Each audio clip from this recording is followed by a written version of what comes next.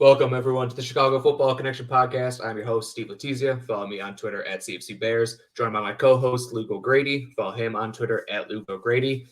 This is usually the time of the week where we do our preview show for the upcoming game. We didn't even do a post-game show for the Bills game because we are just moving on to the offseason. This season does not matter anymore. There's only so many times you could say Justin Fields looked pretty good and the rest of the team and the defense sucked and there's injuries and everything like that. So we're just on to the offseason. We're not even going to pretend to care about these last couple games. We got a game against the Lions this weekend that we just we've got a game against. I was going to say, good. completely forgot who we're playing. Yeah, we're playing the Lions. Hopefully we lose. Hopefully the Texans win. We secure that first overall pick. But we're firmly on to the offseason. And today we're going to do our wide receiver preview for the offseason. So we're going to start with the draft, and then we'll hit on some free agents and trade targets later on. But we're going to go lean heavily on the draft because, like I mentioned, the Bears do have a shot at the first overall pick. The draft is going to be huge for them this offseason. It's really going to shape their rebuild and it's how we move forward. So it's also one of those positions that's going to be really hard to get done in free agency. And even a trade, like the targets aren't exactly like the most enticing thing in the world. Yep. We're going to go into next season with the only meaningful receivers under contract going to be Mooney and Claypool, pretty much. Yes, that's it. And Velus Jones. And Velus Jones will be on the team. But yeah, Pringle's a free agent. Harry's a free agent. Equineme St. Brown's a free agent. Donovan Pettis is a free agent. They could bring any number of those guys back. They could choose not to bring any of them back. Those guys, pretty low level. So whatever they decide to do there is pretty meaningless as long as those guys aren't playing meaningful snaps next year. That's the good thing. And they have to address the wide receiver position because they need a third wide receiver. They really do. I would say Velus Jones as like a fourth wide receiver who, gadget guy is pretty solid. If you can get a third wide receiver, maybe a slot guy, because Claypool and Mooney both were a little bit better on the outside, a slot guy or someone to kind of really strike fear into the hearts of the defense. That's really what they need. And they probably won't be able to do that in free agency. It's a long shot in the trades, although there are some intriguing trade targets out there. So it might have to come in the draft if that's what they want. Luckily, I think it's a pretty deep wide receiver draft. Very deep. I really struggled to rank my top 10, top 8, whatever. I have like 13 written down here, and if I hit the top 5 is going to be tough. But I would say honestly, it's very deep. But I would say there's really, it's tough. That you always there's not that Jamar Chase. There's not that Jamar Chase in this draft. And if you're a guy like that, Jalen Waddle. If you want to go and get yourself a number 1 receiver for this year, it's probably not going to be the draft. But if you look at it as a wide receiver room, if you go in with Velus Jones, Mooney, and Claypool healthy, and then add one of these guys, it's actually a fairly talented wide receiver room, especially if when we get into the free agent side, you add one good free agent contract. They'll probably only run 4 or 5 wide receivers on game day anyway. I think sometimes this year they ran 6, but if we likely run 5, it'll be likely Mooney, Claypool, Velus Jones, a rookie, and a free agent. Yep, I think that's pretty spot on. Yep, and with this rookie class, there isn't, like I mentioned, there isn't that Jamar Chase, so there's not anyone the Bears are going to take with the second or third overall pick, whatever they end up with. But if they trade back, they could target maybe one of those top guys. If they get an early second round pick from trading back, they could get a guy there, second round pick. But I think you have to take a draft pick at that position in the top 3 rounds. I would say just based on the resources that are available to you, unless you make a trade for like a Devontae Adams or something like that. I'm not sure if that's going to happen. We'll get into that. But barring that, I feel like you have to use a top 3 pick on one of your guys. So I think we should probably just jump into it. Maybe do our top 5, starting at 5. And just kind of work our way down, and then we can touch on other guys we like too. I know I'm still trying to put my guys in order. I thought the top 4 was pretty, in my mind. So many good guys, man. I like so many guys I don't want to have to leave off this list. I know that I think honestly will be good players in the league. A lot of this too is going to change. A lot of this is going to find out. Like for example, what you like, Jalen Hyatt's not going to make my top 5, not going to make my top 8 probably. But like a lot of the stuff you love about Jalen Hyatt is the fact that he looks that fast. If he goes and run a 4.2, you kind of have to go, all right, well, now it's a different conversation. And a lot of these rankings are going to change when as the offseason goes on and as we get the combine. But for right now, I would say this is kind of where we stand. Yeah, exactly. Do you know your number 5? I have my number 5. Do you want me to start? Yeah, go ahead. All right, I'll go. So my number 5, and like I was saying, like my top 4, I was pretty locked in. I was pretty confident about at least who the top 4 guys were, not so much the order, but who the top 4 guys were. But from 5 to like 13, 15, like all these guys, you could replace all of them, and I wouldn't argue with you that much. But my top 5, my 5th wide receiver is Cedric Tillman, the wide receiver from Tennessee. I really like him. He was injured this year, so he didn't he didn't have the production that he had last year. But he was a legitimate playmaker last year. I watched him a lot because I was watching a lot of Velus Jones tape. So I watched him last year, and he was popping off on the screen every time I watched him. Yeah, I like him. Yeah, big guy, 6'3", goes up and get it, attacks the football. It's a pretty solid route runner for a guy who's 6'3", I feel like. He's kind of in that like Devontae Adams, Allen Robinson range. Not really running away from you, but good feel for the game, strong hands. Yep. Able to create, like, the other thing I liked about him was able to create late separation with his length and just, like I said, he's not a burner, but he's savvy about it. He's savvy about it, yeah. So I like Devontae Adams is so good at like getting that like last little hack and like extension off to get like a little bit of space at the end. Yeah, that's what I really liked about him. Number 5 for me, and honestly, I don't even know if I'm as high on as some people. And it was tough for me to not put. I don't know if it's pronounced Rashi or Rasheed, but I love Rasheed Rice, and I do love Cedric Tillman. I thought they could either be here for the 5, but I'll put Josh Downs at 5. Okay. Just because if you put him in the right offense, he actually does move a little different than anyone else in the class, I'd say. He just moves. Yeah, I like Josh Downs too. A little different wide receiver than Tillman. Tillman's more of that X outside receiver. Downs that slot guy. So 100%. And honestly, they list Josh Downs at 5'10", but if you watch that game film, he is not 5'10". He's like maybe 5'8". He's probably 170 pounds, but like the legitimate shiftiness, it's kind of in that Tarek Cohen range. That like not exactly, I wouldn't say like Tyreek Hill because he's probably not straight line speed like Tyreek Hill, but moves like that and is a problem in the slot. And I think that if he goes to the right situation, he could be utilized really well.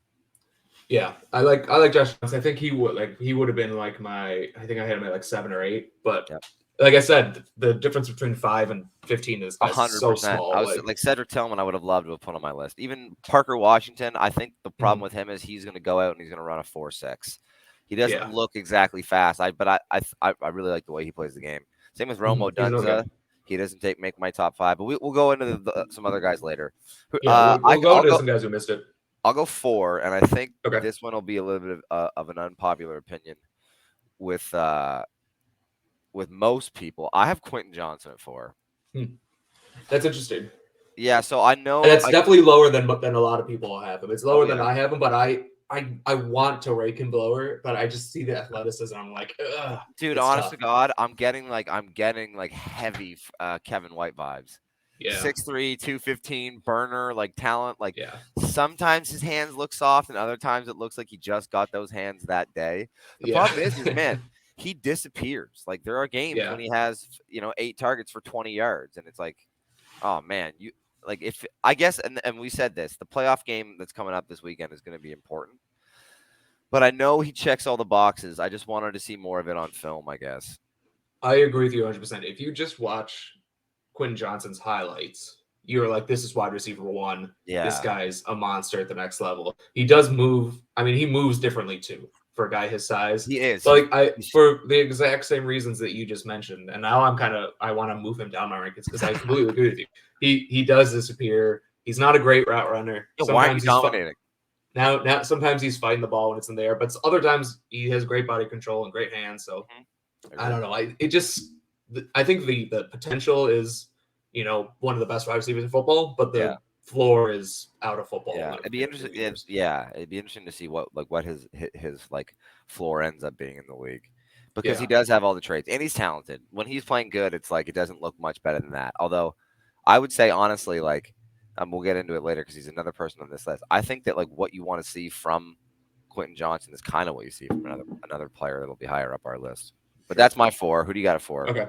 Number 4 is a guy that I wanted to rank higher because I really like him, and I might move him up later on. And he's very similar to who you said, Josh Downs. Very similar player. It's Zay Flowers from Boston College. That's kind of another guy who's Zay Flowers is a better version of him. I honestly think so too.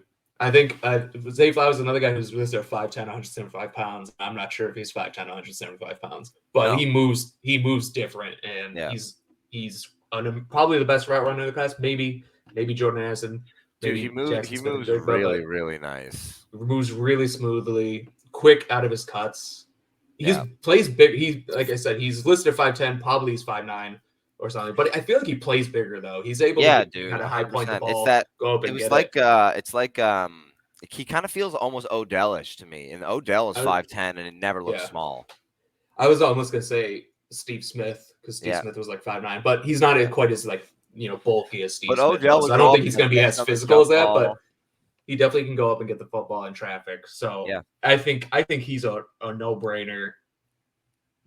Pro Bowl, maybe not Pro Bowl wide receiver, but a very productive wide receiver in the NFL. Yeah, someone you can like, definitely is take. his floor. He's got a high floor. Like, Yep. man, if the Bears can get him in the second round, like, I wouldn't surprise me if he sneaks into the first. Talk about him more. I know it wouldn't surprise me if he sneaks in the first. But if the Bears trade down in the first and pick up like an early second round pick, oh man, that would be. I don't know if he's going to last until the Bears' current second round pick, but if they could pick it up an early second, I would love to have Zay Flowers on my team. Yeah, I got Zay Flowers at 3. If you want to move into the 3 spot now, I got Zay Flowers at 3 for all the stuff we said. Like, I think he's shifty. I think he's good with the ball in his hand. I think he's got strong hands. He's got good feel in the zone. Just fully fast. He checks all the boxes. The where did he play? Boston College. Yeah, I think that level of competition not exactly the highest, but I don't think he's kind of that. And honestly, I've had some thoughts about this. Like, I don't actually love having a tall receiver because, how many great 6'4" receivers are there in the league? It feels like you get that sweet spot from 6'1" to 5'10" to 6'1". Exactly. Even like Devontae is like 6'1". Like the only guys who are like 6'3" plus. Chase is 6 foot even. Yep. Odell was 5'10". Like Julio Jones was 6'3". He was a freak though. I mean, you got DK Metcalf who's 6'3", but besides those guys, T. Higgins makes T. Higgins 6'5" is look big. awesome. Mike Evans is 6'5", but Mike Evans is a different breed. He's not like he's more of a contested catch guy, but it's rare. You're right. The guys who are 6'3" plus, there aren't that many guys like that who are really, really good in the NFL. Yeah. So, and kind of because of that was the reason my top 3 shaped up the way it did. I was thinking about it, and I was like, I could put Quentin Johnson at 3 and put Zay Flowers at 4. But I think Zay Flowers fits what they're doing more in the NFL today, and I think he's probably the most exciting prospect in the draft. Maybe, yeah. I mean, either way, I got Zay Flowers at 3. You got him at 3. Okay, so I had him at 4. So then my 3 is Jackson Smith and Jigba from OSU. Oh, and I think like I said, I want to move Quentin Johnson down my list, and I obviously haven't gotten to yet, so I obviously have him above that. So, but he's another guy. He's got a little bit better size. He's 6 foot, 200 pounds, so maybe 6 foot, 190 pounds. So he's got a little bit better size, good route runner. But he's really only the reason I can't rank him higher is because he only had 1 year of production. It was last year.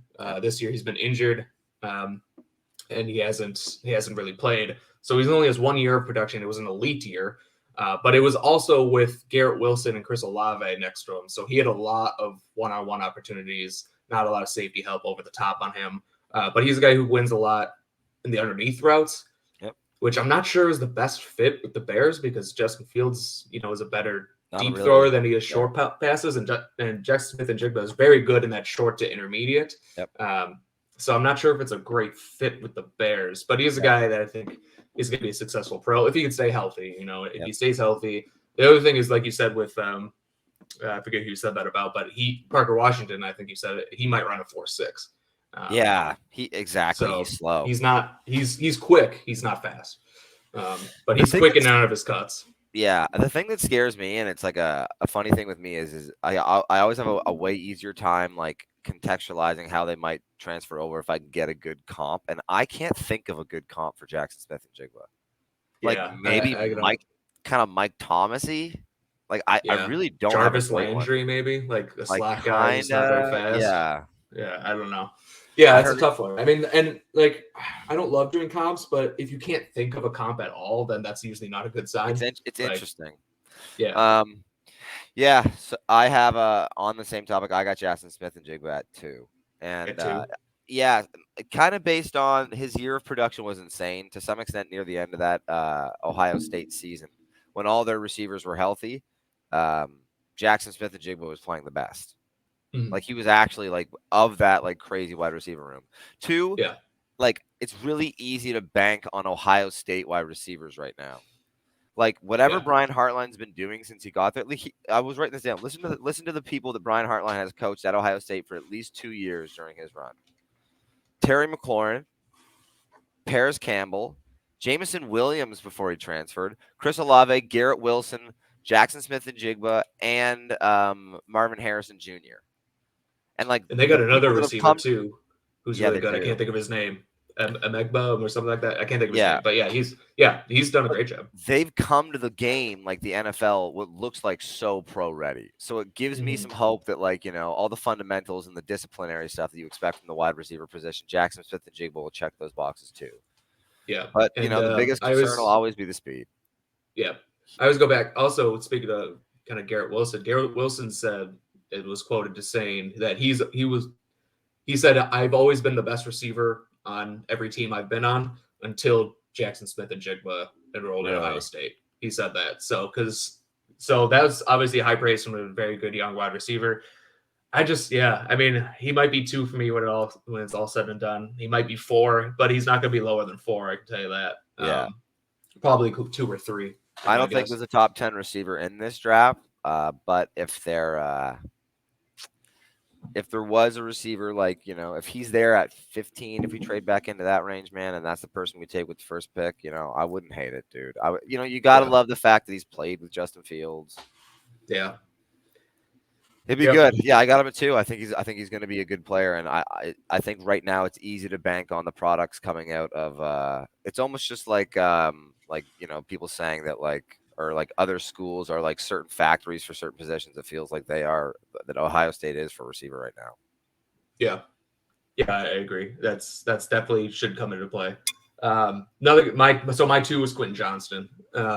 It's just the athleticism that is so Highest ceiling, tantalizing. Like highest ceiling of the draft. such a high ceiling. Like I just like it seems dumb to say this, but I don't want to look dumb and rank him like lower, and then him be the best wide receiver in football. So it's like he's I got know. that potential. I'm just gonna keep. I mean, he might. Like I said, I think the top 4 for me are pretty set in terms of who the prospects are. Just finding that order: Flowers, Smith and Jigba, Quinn Johnson, and then my number 1. And it seems like your number 1 too, Jordan Addison. Yeah. So those 4 guys I think are set in my top 4. I think Jordan Addison's set at 1, but I don't know that 2 to 4 range. Those could flip flop in any different direction for me. Yeah, I mean, you want to get started on Jordan Addison? I love Jordan Addison. I think he's clear cut the best wide receiver in this class. He got Kenny Pickett drafted in the first round, if you ask me. So Yeah. he played a pit last year with Kenny Pickett. Had an absolute monster year, over 100 catches, 1,500 yards, Yeah. like 18 touchdowns or something absolutely ridiculous. Transferred to USC this year, was hurt a little bit, but still had a pretty big year in the games he did play in. And he's the best route runner in the class. It's not close. The way he can get in and out of his cuts and sink his hips is different. And he reminds me a lot of Devontae Smith when he's coming out of Looks Alabama a few very years ago. natural playing the receiver position. Yeah, Has just good smooth, hands. Runs fast. fast, Runs four fast. 3 potentially, Yeah. at least a 4-4. 4-4 Yeah. for sure. He's only a small fella. I think he's only like 170 pounds. But honestly, dude, Yep. the more you look into this class, there's a lot of dudes in that range. Yeah. I remember a I couple think of that's years just ago. that's just the way the position's heading. And that's the way the NFL's heading. Like with the rules, you don't have to be as Yep. big as you used to be to fight through contact anymore. So I remember like when I was like, 15 or 16, finding out the lightest person in the league by like 10 pounds was some player that weighed 175 pounds for the Redskins. And now like every one of these receivers kind of fits into that 175-pound range. Or not every one of them, but like, there's a lot of people at that 175, 180 range. Devontae Smith is like that. I bet you, maybe a little bit more, but Justin Jefferson and Jamar Chase, they're probably only like 190 or so. So I don't think it's as big a concern as it used to be, especially how much we're able to protect our receivers. So the weight doesn't scare me like it probably would in the years past. He doesn't play like he's too small. And all the other things you want to see from a receiver he can do. Like you said, he gets in and out of his breaks really good. He just looks like he has a good feel for space. You don't need to worry about him, with contested balls. He's good in that front. He's 6 foot, so he's not little. Yeah, he's just slight. Yeah. Sorry, I think my mic and camera cut out, but we're just gonna Yeah, power through. yeah, we Um, we powered through it. But yeah, I okay. think I think it's pretty easy right now, at least looking at Jordan Addison. I don't think his. I mean, I don't think it's fair to say he has a low ceiling. He probably doesn't have the ceiling of like someone like a Zay Flowers, or even Mhm. like how like Rashee Rice will probably test, or like Quentin Johnson. But I think he just looks like the most NFL ready receiver in the draft. Yeah. Yep. And I think that's a good point. The NFL readiness. Like he steps in from day one, and he's probably the Bears' best receiver. Yeah, I think his ceiling is pretty high. I yeah, might be a little higher 100%. on him. I think his ceiling's high, and I think his floor is really low too. So I think I'm higher on him than most people. I feel like because I think he is a top 10 player in this draft. I'd say he's the only Um, person that can get drafted in that range, and it makes sense yeah. for. So Yeah, I wouldn't take him over some of the defenders that are there, but I would take him at the bottom half of if you the trade with top the 10 there. Raiders at 9, and Jalen Yeah. Carter, Miles Murphy, Bressie, and Anderson are off the board, then I wouldn't hate it. Yeah, Jordan Addison would be fine. I think he's going to be an absolute stud at the next level. But yeah, the only thing that scares you is his size. Is just 175 pounds, listed at 175 pounds, and he's skinny. Yeah, So he can get bullied a little bit at the catch point, but and getting off the line of scrimmage. But I feel like he's a pretty safe bet yeah. to be a successful pro. So I would say that honestly, you can expect of the names we just mentioned today, top 5. There's probably no guarantee that the Bears draft one of them. Mm-hmm. But you probably, of the ones that we didn't mention, some ones that it is probably worth mentioning. I love or I don't know if it's pronounced Rashee or Rashee Rice. I love Rashee Yeah. Rice. I think he's going to make an impact exactly where he goes. He kind of plays the game like, kind of like Cedric Tillman. Mm-hmm. But like, those are like the kind of things I think are like players we want to surround Justin Fields with now. Like speed is obviously nice, and you can get speed, especially like kind of cheap speed in the later rounds. But like a guy that's got a big body that wins at the point of attack, runs crisp routes, like can run away, like kind of like a checks all the boxes, like X receiver. I think someone Yeah. like Rashee Rice could be an awesome choice. Yeah, I think you're a little bit higher on Rashee Rice than I am, but I do like him. He's a really good contested catch receiver, and he's a decent route runner. I think he's probably being underrated there a little bit, but I don't think he's a great route runner. So, but I think he could be really solid, like number 2 for a team. And that's probably a lot of these guys what we're talking about. But I like Rashee Rice. Sure. I don't know. I think it's Rashee Rice, but I could be wrong. Could be Rashee, yeah. Another guy I had pretty high. I actually had him at 6.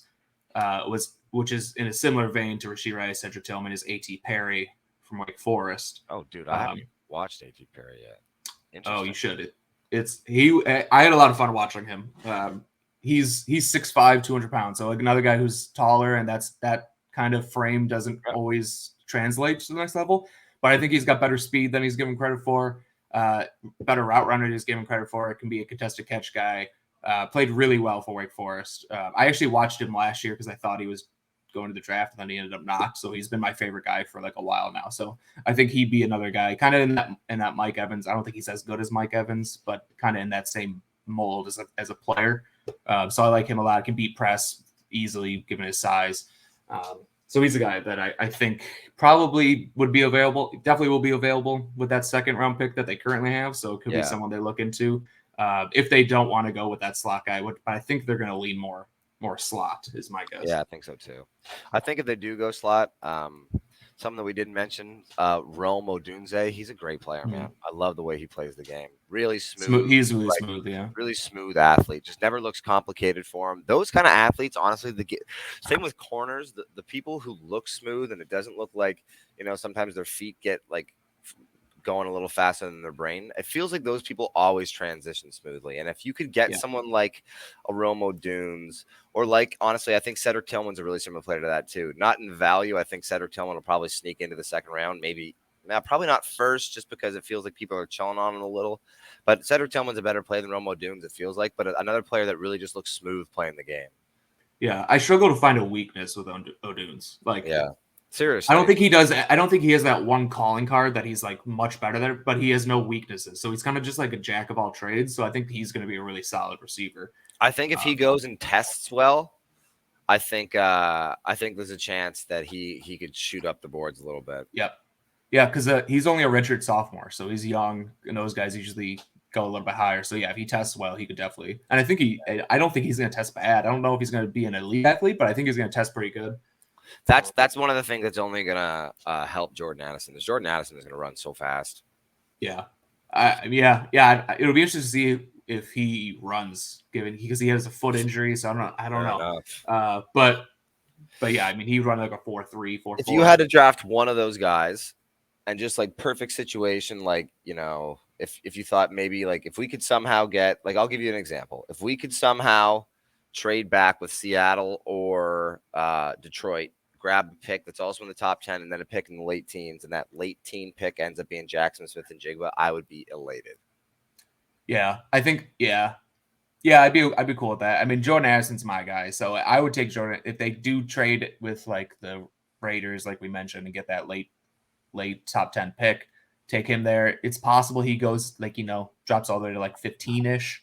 Yep. So I think he would still be my target. But yeah, if you can get, I'm not sure if you're going to get 2 picks like that, but if you can and get, a defender in the top 10, top 5, whatever it is, and then get Jackson Smith and Jigba or Zay Flowers with your second first round pick, I think that's a great deal. Someone will probably take Quentin Johnson in the top 10, and there's a chance he makes them extremely happy and ends up being a great player for him, but I'm not sure I want that to be the Bears. The thing is, if the Bears do, I'm going to convince myself I love it. Film. I mean, I would get it. I mean, his ceiling is outstanding, and he could reach that. So like, I wouldn't be mad about it at all. No, and especially if he goes out and dominates in the college playoffs this weekend, to be like, okay, this guy's legit. That will really tell. So TCU plays Michigan this weekend. So if he can really put up good stats against Michigan, he was playing at TCU exactly in the Big 12. You're not playing great defenses there. If he can do some damage against Michigan, that might change my idea of him. He's also playing with a really good quarterback too, in Max Duggan. So it's not like when we say he like disappears from time to time, it's not because some of these guys, it's because they have no one throwing the ball. Like Zay Flowers has no one throwing the ball. Like, it's crazy. Quentin Johnson has a legit NFL prospect throwing him the ball. So it's funny when you made that graph kind of like the quarterbacks like targeting certain players versus like targeting other players, and then the discrepancy between them. It was funny. Like Zay Flowers was kind of on the end of the spectrum both times of where you wanted to be, and Quentin Johnson was kind of on the other side.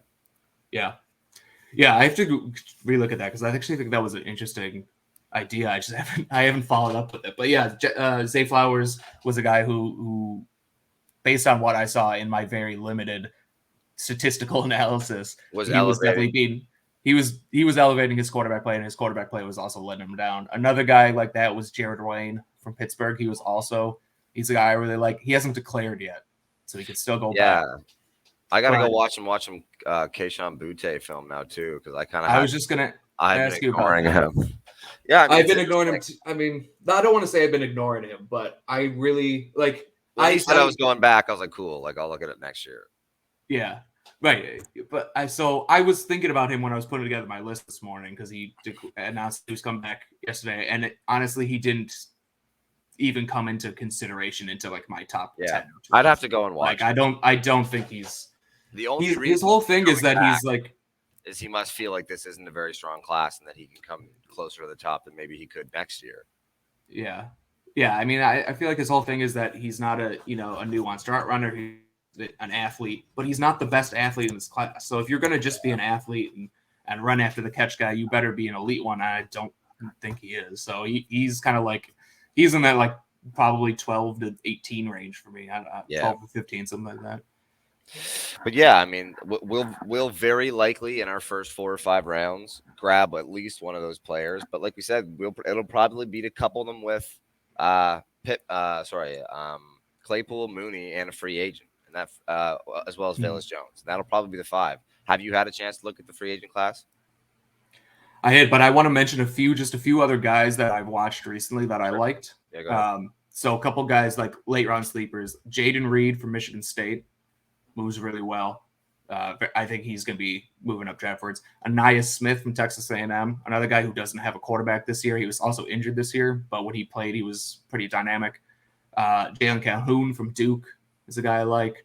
And then, yeah, that's all I wanted to mention. But then there are a whole bunch of other guys in this draft class that, that I like, that I think are draftable players later on.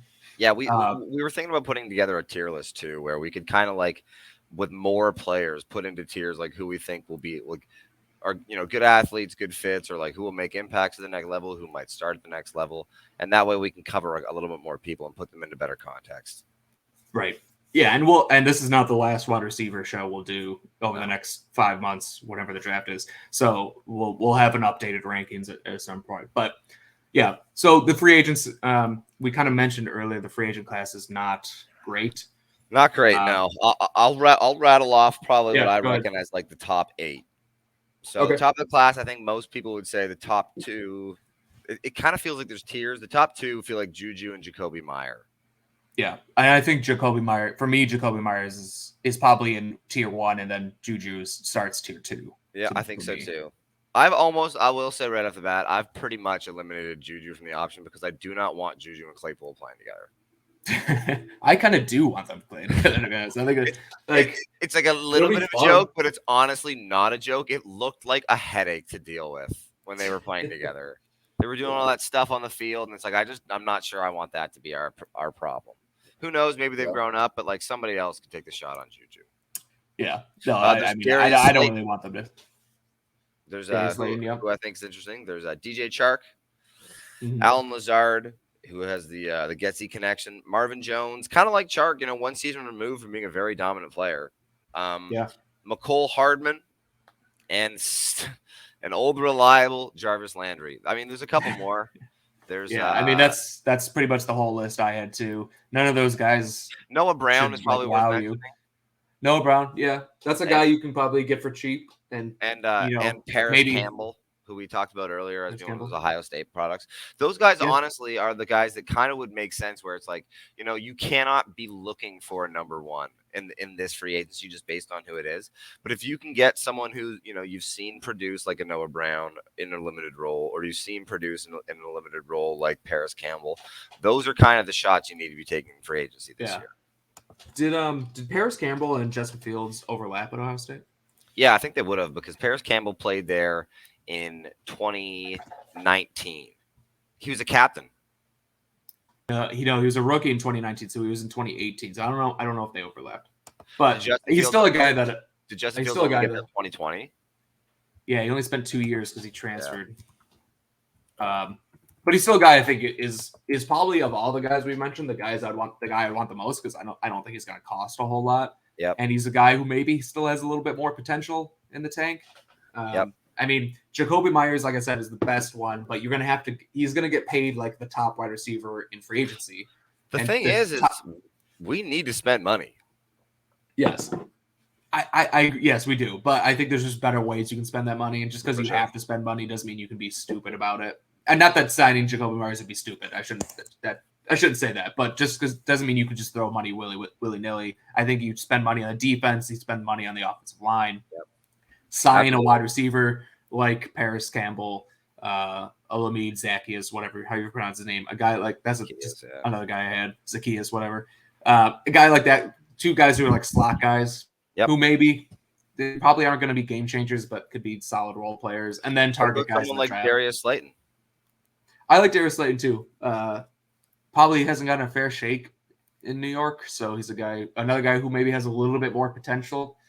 Unfortunately, after all of this is said and done, the Bears are going to sign Alan Lazard because he has the Luke Getsy connection, and I'm going to hate that. Oh my god, I hate that guy, man. I just don't like that guy.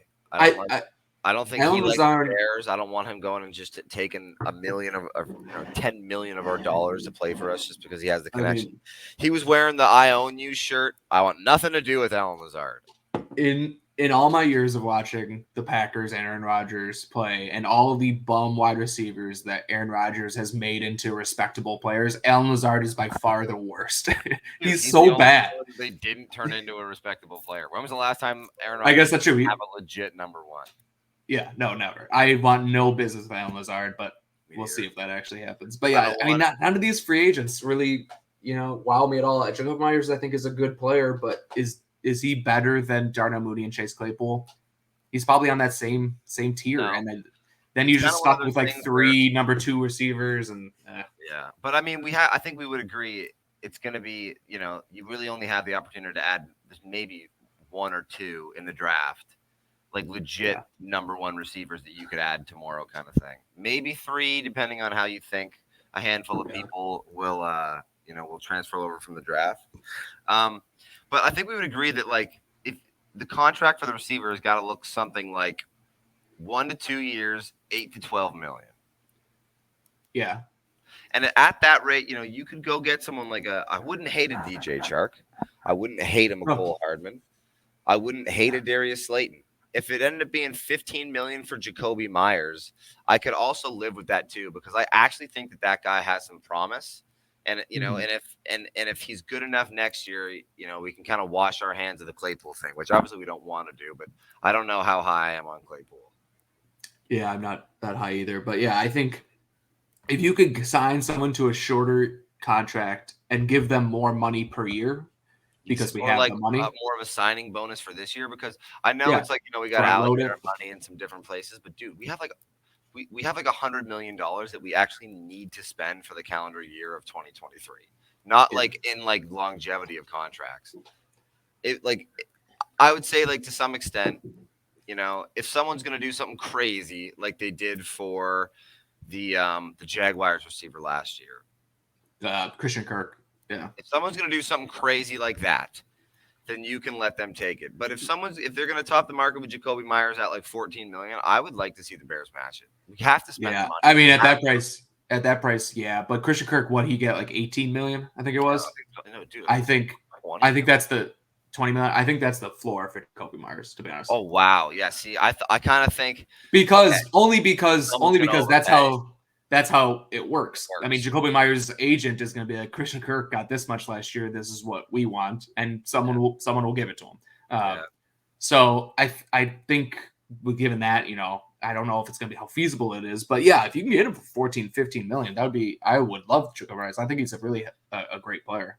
I think 14, 15 million wouldn't be crazy. I actually think that's probably, if it gets up to 16, 17 with Jacoby, maybe it would. But like, I bet you that Darnell Mooney, when we re-sign him this offseason, it's only going to be in that like 15 million range or so. And Darnell Mooney, I mean, it'll probably be a little bit of a homer deal, but Darnell Mooney is definitely at least the player that Jacoby Myers is.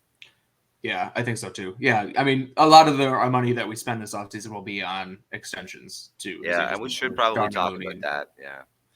Darnell Mooney, maybe Chase Claypool, although I feel like you got to let him play out next year. You honestly cannot at this point. What are you extending him on? Just his rookie season? Just 1 4-touchdown game? Yeah. No, I agree. Yeah, you got to let him play out his contract, franchise tag him the year after if you need however many you want to. Yeah, I will say it is kind of the franchise tag at receiver is slowly becoming one of the most expensive in the league, and it's like you can't even really justify giving Claypool that. It is crazy that Claypool started this year saying he knows he's the top 5 receiver in this league. Like, yo, Chase. Take a step back. That's pretty much it for free agency. I think any one of those, like we said, in that, like, honestly, we talked about it earlier, and I know that some people will look back and say those were terrible, but it's just kind of what you do while you take shots to try and find if there isn't anything available. Like, we didn't get any of the top receivers. We didn't overpay for Kirk last year, but signing contracts to Pringle, Harry, and Equanimous St. Brown that are short-term, like kind of prove-it contracts is good practice. And I wouldn't even hate the Bears taking a shot at maybe 2 of them. I still think we'll add a receiver in the draft. But, and I wouldn't be surprised if they brought back N'Keal Harry or Equanimous St. Brown. Probably not Dante Pettis. He's had too many jobs. But St. Brown, I feel like they could probably bring him back. What's the difference between St. Brown and one of these other, lower level guys we're talking about? They're the same guys. For sure. And they know the offense already. I actually think I would love to see another year of N'Keal Harry. But if they bring back N'Keal Harry, it's going to be N'Keal Harry, Claypool, Mooney, Velus Jones, and a rookie. Yeah. They can't, because I don't think they'll be dressing 6 receivers on game day, and they cannot close out that group with one of the average people still sitting in free agency. The only other option, and maybe it's a good segue, is a trade. Yeah, I think that's a perfect segue. I think that's probably and honestly, it's been shown that this seems like the way to get your number one receiver in the NFL these days. Yeah, you can get lucky, but you can also get unlucky in a draft. Trading for a proven commodity is like probably the safest bet to get yourself that number one receiver for a young quarterback or just for any quarterback. And it's something that you have to think Poles is keeping his ear to all offseason. He has to. So I feel like this offseason, there are going to be some pretty solid wide receivers available in trade. Yep, probably. There's probably some guys, 5 or 6 that I put together here. I have 3 guys this was just off the top of my head right before we started this. Devontae Adams, looking like he's with the Raiders. Basically on that benching, but that absolutely is starting to look true. He went to the Raiders because of Derek Carr. And Derek Carr is no longer going to be the Raiders quarterback. Dude, sending him home was psycho. What are you thinking? Yeah. And the Raiders are apparently in financial problems. The report came out earlier this year saying they can't fire Josh McDaniels because they can't afford to hire another coach. Insane. So if they could get rid of that contract and get a draft pick, I feel like they would do that. The other guys, another guy kind of in that same vein, maybe a little lesser, is DeAndre Hopkins in Arizona. I feel like maybe you can get him maybe for a little bit cheaper, a similar type player. Who still both these guys are 30 years old, by the way. So I looked up, both of them are 30, similar type players. Devontae Adams is probably a little bit better, but DeAndre Hopkins is really good too. And if you can get him for a little bit less in terms of draft pick capital, might be worth doing that. The other guy that I wrote down, blow it up in Arizona this offseason. And yeah, I was kind of, with what you need to understand about DeAndre Hopkins is he came into the last couple games of this last season. He came into a really weird situation in Arizona where it looked like there was chaos going on around him, basically. And if you watched the Hard Knocks, it looked like everyone in that team knew they were on a sinking ship. It's really weird. I think you'd get a new, energized DeAndre Hopkins if you traded for him. At first, when people were starting to talk about it, I didn't like the idea. But if the price is right and you add DeAndre Hopkins and a Zay Flowers to the room, dude, that is instantly better. Yeah. I mean, we saw last year, Amari Cooper got traded for a 5th round pick. Dude, if we could give up a 4th, if you can get a 4th, 3rd, or 4th for any of these guys, that's an absolute steal. The last guy I had was T. Higgins from Cincinnati, and that, for people who don't know, that's only coming from the fact that the Bengals have to pay Jamar Chase, they have to pay Joe Burrow. They just signed up a whole bunch of free agent offensive linemen last year. They're getting closer to the salary cap. They might choose to trade T. Higgins, get a draft pick, and then you have to sign T. Higgins. Now, I think T. Higgins would probably go for more draft capital than both Adams and Hopkins. He'll probably be the most expensive target in the offseason because he's only 23. 23? He's 23 years old. So you're getting him in his prime. You'd obviously have to sign for an extension. This is why I didn't like the Chase Claypool trade, because if we still had a high 2nd round pick, you would absolutely ship that off for T. Higgins, and you get a better wide receiver because T. Higgins is better than Chase Claypool. I don't know if they're going to trade. I don't like talking about it. How much I've started to hate the whole fucking Claypool situation. It's literally a 1st round pick that we gave up. Yes, it's a 30. It could potentially be the 32nd pick in the draft because the Dolphins have forfeited their 1st round pick. So, I mean, that's why 100% he's part of the plans next year, because they absolutely need to get some return in that value. Yeah. I think hopefully they do. I mean, I'm not giving up on Chase Claypool. I think I said it from day one. It was just too much to give up for Chase Claypool. I have no problem with trading for Chase Claypool. I agree. It was just too much. It's kind of like we talked about, where it's like signing someone to a cheap offseason short-term contract. We're getting 2 years of Chase Claypool for $1.5 million and a 2nd. So it's the 2nd hurts to lose, but hopefully he'll turn it around. And if not, we paid him nothing. Yeah. But I do think that trade does make a T. Higgins acquisition difficult. Less likely. Less likely. I know what you mean. I would love to find out that we have someone in polls that's willing to say, "Hey, I fucked this up. I'm not done taking shots at that position," kind of thing. Higgins is the choice. He's probably he's the best receiver available in like as a trade option. You would instantly get yourself your number one X for the next 8 years. Yeah, I mean, maybe what the Bengals would want be like, hey, we'll throw in Claypool too, so that way you have a receiver to kind of replace D Higgins, who's not that bad. I mean, we'd have to throw in more above Chase Claypool, but pack your bags, Chase. But yeah, I mean, it's not the. I mean, I don't think it's that like ridiculous to think because then the Bengals then just let Chase Claypool walk. He gets signed to an extension somewhere. He gets signed to a contract somewhere else, and they get a draft pick. They get a comp pick. So it's possible, but I think Devontae Adams and DeAndre Hopkins are more in play because given their age and their contracts, you can get and their situations with a sinking ship on both places, you might be able to pull off an Amari Cooper like steal. What about someone like a Michael Pittman? Who? Michael Pittman. Yeah, I thought about Michael. I don't know why people think he's available. I think it just makes sense. It looks like Indy's blowing it up, or if they're not blowing it up, they're definitely going to have to give up some capital to get into a position to draft the quarterback that they want to this year. Yeah. My thought with that, though, is if they're going to give up a bunch of draft capital to move up to take their quarterback of the future, they're going to want Pittman there for their young quarterback. So I see that on Twitter a lot. I just don't think Pittman's available, but I think he's probably a little step down from T Higgins, but I think he would also go for a lot more given his age one where and it's contract. like you want the price to be right because I don't think he is a Higgins level player. But if we're just playing devil's advocate, he's going into a contract year.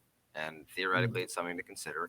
And they just added Alec Pierce as well. If they wanted to have that, I mean, they kind of play that same X receiver role. That's a good point. So yeah, I mean, I'd be fine with that. They kind of could if they did. It's one of those things where it has to make sense. If we gave up a second again, it would have to be like in a package deal for us coming down from one. Is basically the only way I'd look at it because we can't be giving up. Like we just need to be able to take shots, and we have so many good like draft positions right now that we need to be able to take shots at some young talent and influx this roster with some competition. But agreed. There's a Pittman. We also could, it's looking like maybe they would be willing to blow it up in Tampa Bay at the end of this season. And Mike Evans, even Chris Godwin could be someone that's on the go. I would actually even look at straight up if Tampa Bay wanted to come from where they are in the draft to come up to like where we are in the draft. If there was a way to somehow work someone like a Godwin or a Mike Evans and a Tristan Wirfs into the trade, they would have 100. Yeah. I know we'd have to give up a lot less draft pick capital, but if you got yourself the right tackle of the future, if you were able to get, this is like a pipe dream and it's off topic, but Tristan Wirfs, if there was ever a chance he was available this offseason, it would be priority number one. Yeah, I mean, I don't know. Yeah, if he was available, then you don't even worry about getting Godwin or Evans. You just go just for Wirfs. Take our pick. But I do like the idea of Chris Godwin a lot. Mike Evans to a lesser extent too, but Chris Godwin, because I think he really fits perfectly into that slot role. Yep. He's also, as I've seen on Buck's Twitter, it looks like as the year went on, he started to look better and better and better from that injury. So he'll likely be getting the best version of himself at the start of next year. Yeah, maybe get a little discount because he was recovering from that ACL. If you could give up a 4th round pick and add Chris Godwin to the room, and then just going over again, if it was Chris Godwin, Darnell Mooney, Claypool, Velus Jones, and Jackson Smith and Jigba. Yeah, that is like instantly better, and it really wouldn't take too much capital from us to kind of get there. That's really what the offseason should be like the goal of is through trade or free agency. We need to add one person who can make a difference, or at least do something like a Dante Pettis or an N'Keal Harry, come in and be able to produce, or someone from the draft to do that too, and then one person that you can lean on. So if you draft someone like a Rashee Rice or a Parker Washington or a Josh Downs, you really want to have traded for someone like a Michael Pittman or a Chris Godwin or a T Higgins. But if you go with someone like a Marvin Jones, Darius Slayton, McCole Hardman, even Jacoby Myers, then you want to also hit it hard and have a chance of getting that one. And I would say it looks like maybe 4 or 5 people that could year one be a number one receiver. And I think we agree that's Zay Flowers, Jordan Addison, Jackson Smith-Njigba, Quentin Johnson, and then, I'd say that's probably it. Those four guys I think are the top, are in the step down from like 4 to 5. Tier 1 right now. Yeah, tier 1. Maybe there's 2 tiers in there. I don't know yet, but there's definitely that's the end. There's a drop off after that. So because then the next guys, like, I agree. I love Cedric Tillman, and honestly, when I make my list, he could be at 5.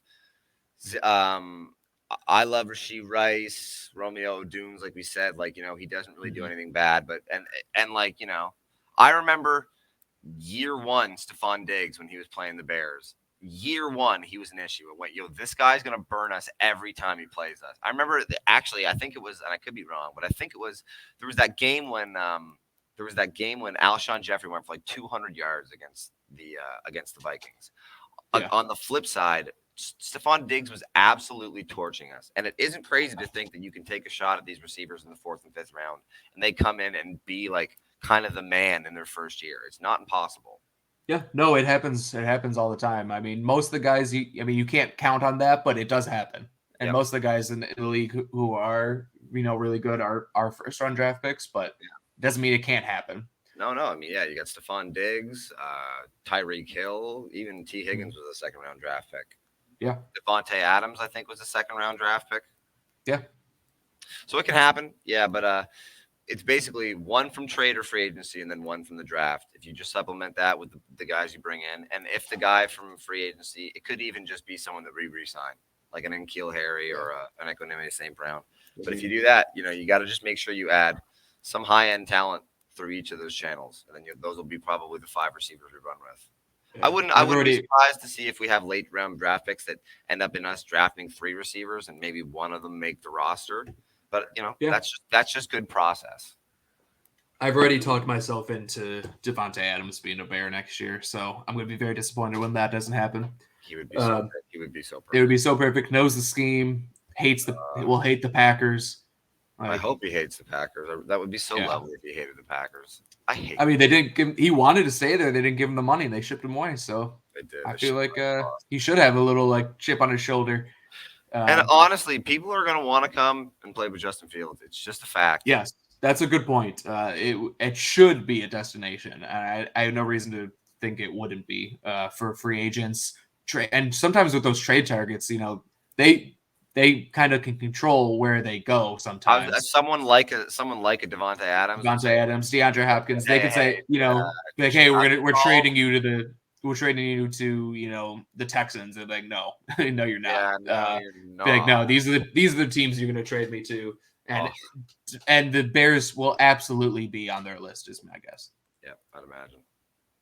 Yeah, but that's really it. I think that's a pretty good kind of. Yeah, I think that's a good look like. It's going to change exactly in the next 3 months. People are going to get cut. People are going to get re-signed. People are going to declare, like we saw with Kayshon Boutte today. And then especially after the combine, Jackson Smith-Njigba could be 2 on our list, and then he runs a 4.45, and it's like, damn, man, maybe just put him at 1. Because now, what's your concern? Right. That's a good point. A lot's going to change, like you said. People declare the combine, and so this won't be our last wide receiver show. We'll be, or at least we'll be talking to wide receivers in other draft shows and other free agency shows. So we'll be talking about a lot, and what we said today might be very different from what we're saying 3 months from now. But I think that's a good starting point for people to kind of understand the top guys in the draft, the trade partner, the trade targets potentially, and then also some free agent guys. But yeah, so we'll be continuing to watch the draft guys, all these guys, and keeping everyone updated on our thoughts.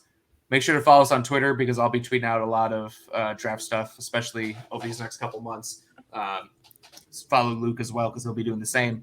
And then, so we'll probably be back next week with maybe an offensive tackle show or edge show, defensive tackle show, something like that. We're doing a lot of guard work. Guard? Okay, well, you heard it first. We're doing a guard show next week. So make sure to subscribe, all that stuff.